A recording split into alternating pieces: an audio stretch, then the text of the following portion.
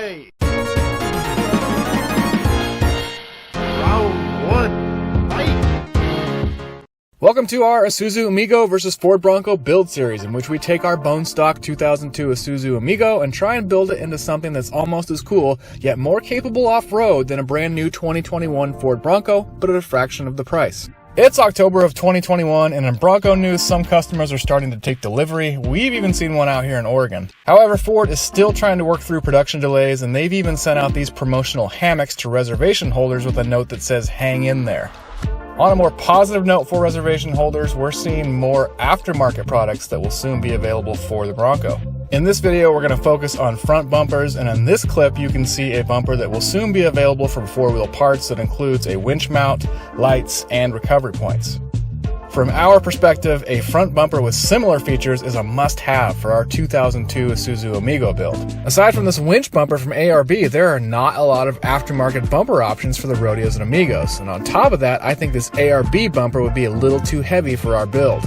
In our case, that means custom fabrication, and I decided our front bumper would be done by an outside shop. I disconnected the front fog lights and removed the 4 bolts holding on the factory front bumper before Grady and I loaded up and hit the road for Spokane, Washington. Spokane's a decent drive from where we are, but Grady entertained himself most of the way by getting truckers to honk at him. Once we made it to Spokane, we dropped the Amigo off at Hazzard FabWorx and asked them to build a front tube bumper with a number of specific features. In this clip, you can see a mock-up of the frame plates the fabricator made, which he burned out on their plasma table. So about a month later, Grady and I hopped the flight from Oregon to Seattle and then caught a connection over to Spokane. From there, it was a pretty quick lift ride over to Hazzard FabWorx to pick the Amigo back up. Of course, part of the fun of going to Hazzard Fab is just seeing what sort of cool rigs are in the parking lot that day.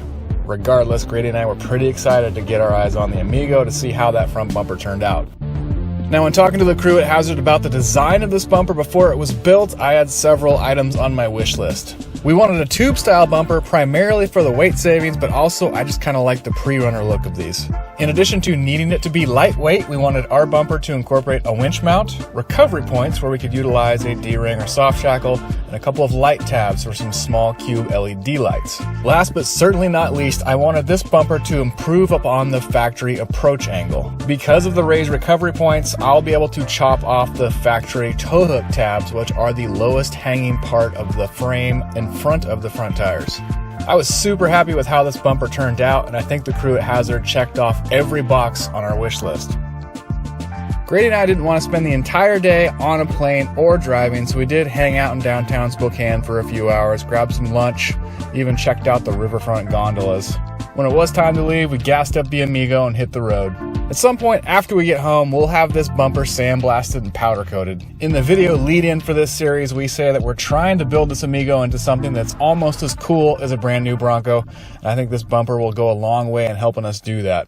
If you want to make sure you catch all the updates in this Amigo versus Bronco build series, then do us a favor and hit that subscribe button. And as always, thanks for tuning in to Trash Panda Garage. Oh my gosh, no, maybe like hyophobia is a thing. It's acrophobia. Acrophobia is the fear of heights, not hyophobia. But they should have called it that.